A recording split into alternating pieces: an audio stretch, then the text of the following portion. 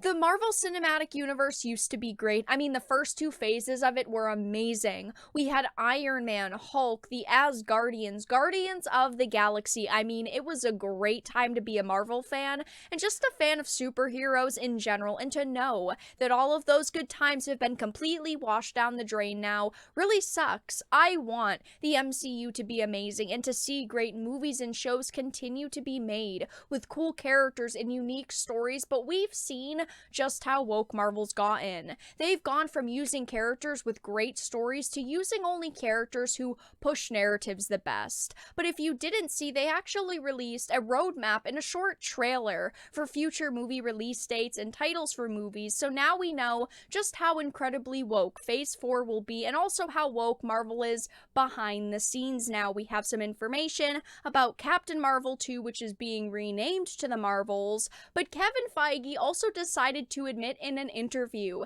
that they completely threw Doctor Strange down the drain, how they were planning to add him to WandaVision, but they didn't use him because they didn't want a white guy telling a woman how to use her powers. We are going to start off with a MovieWeb article. Doctor Strange was written out of WandaVision. This is so disappointing to hear. I love Doctor Strange. He is absolutely great in my opinion. I want to see more of this character, but no, apparently Marvel doesn't want to show more of him besides his one movie because he's a white guy. So it says, WandaVision arrived like a balm to soothe the ache of the comic book franchise fans reeling from a 2020 without a single new entry in the MCU. The first Disney Plus series tied directly to the MCU quickly became appointment television, with dozens of fan theory videos popping up on YouTube each week as viewers tried to decipher the show's many mysteries. Major speculation surrounded a big cameo teased by Paul Bettany, aka The Vision, which turned out to be a jokey reference to his dual performances as separate versions of his synthezoid character.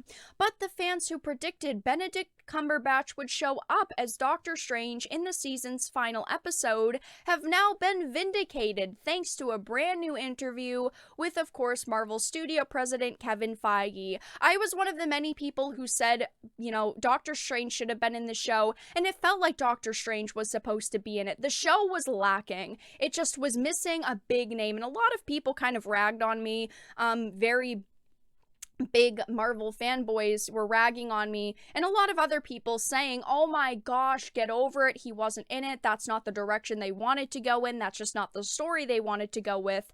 Well, actually, now we know that that was the story that they wanted to go for, but they decided not to do it because they were afraid of adding a white guy to the show.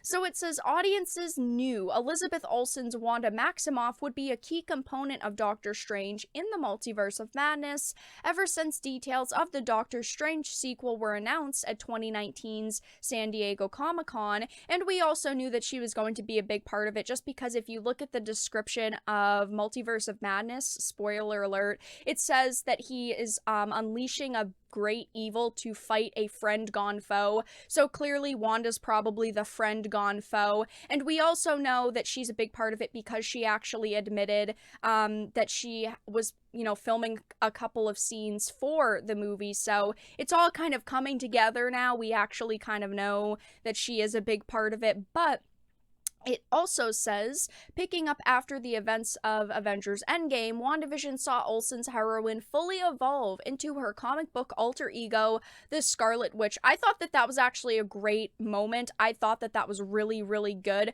It is nice to finally see her be powerful, be the Scarlet Witch. I always felt like they kind of gypped her, that they just didn't do enough with her. She had so much freaking potential that they threw down the drain, but now they're actually starting to kind of prop her up, of course, because Phase 4 is all about the females and female empowerment, and she's the perfect female for the job. It says the latest issue of Rolling Stone included an in-depth article about the making of WandaVision. Speaking with a longtime journalist, he revealed how Marvel's shifting plans for the Bleecker Street Magician in WandaVision caused rewrites for both the series and Doctor Strange in the Multiverse of Madness.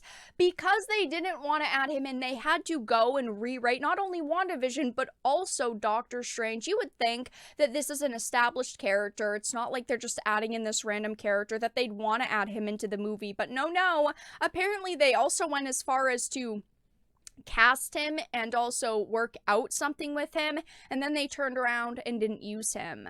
It says the mysterious commercials for fictional products like Toastmate and the Strucker Watch and Hydra Soak were initially intended as messages to Wanda from Strange, as the Good Doctor tried to pierce her illusionary sitcom reality, and Marvel even finalized a deal with him to appear in the season's final episode.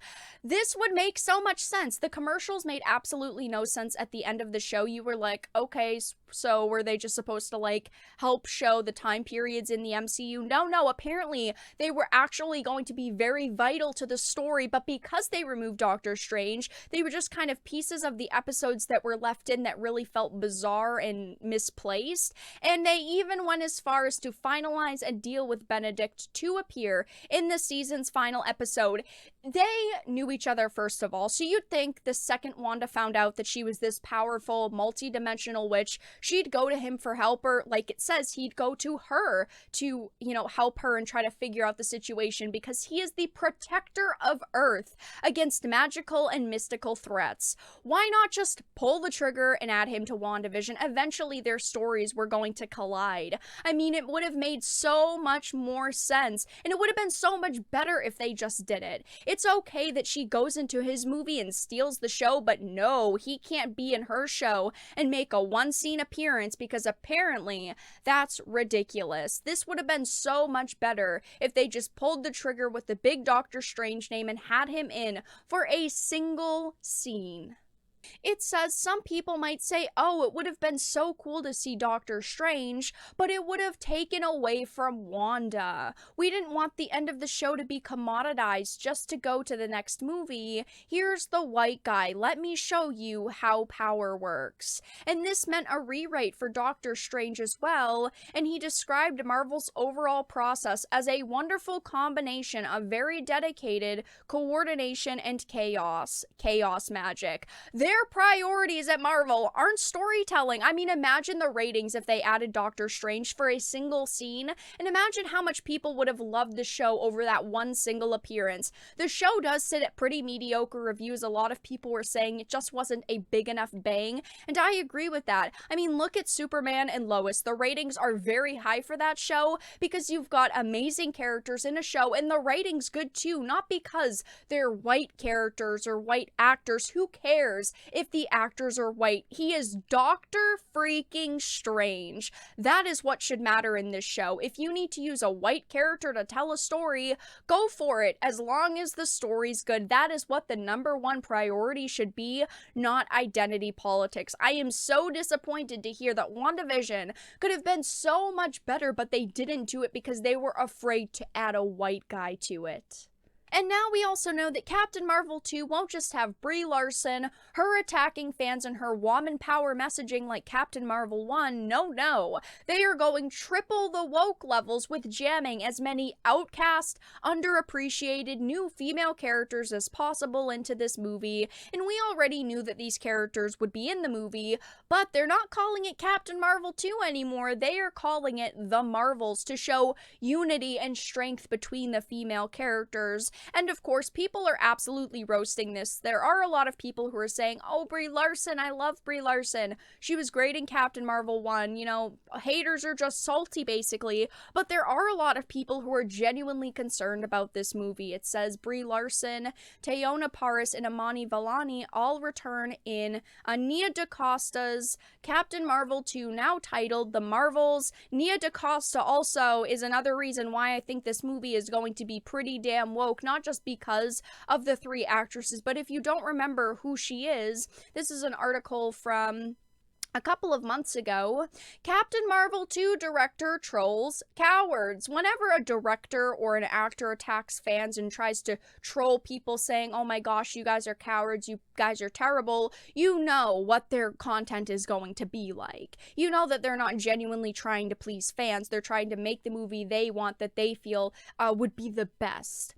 So it says Captain Marvel 2 director Nia DaCosta trolls and calls out the cowards on Twitter, which follows the casting news from the Disney Investor Day presentation.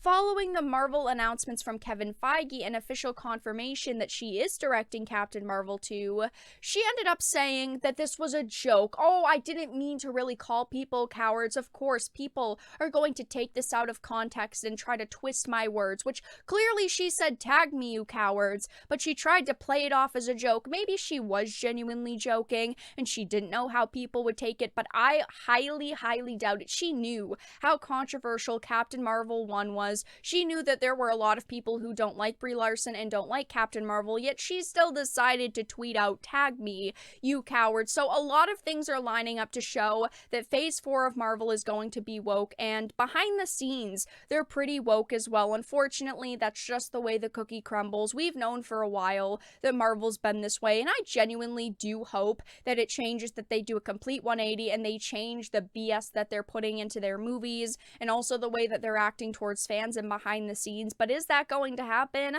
I don't really know. It's always good to have hope, though, and positivity, but we'll see. I mean, maybe these movies will come out and be absolutely amazing, but I am putting my money on the Marvels movie here. The Marvels. Yep, that's all that it's called. It's a pretty terrible title, pretty generic. I hope that these movies won't be bad, but I'm going to put my money on them being really, really bad.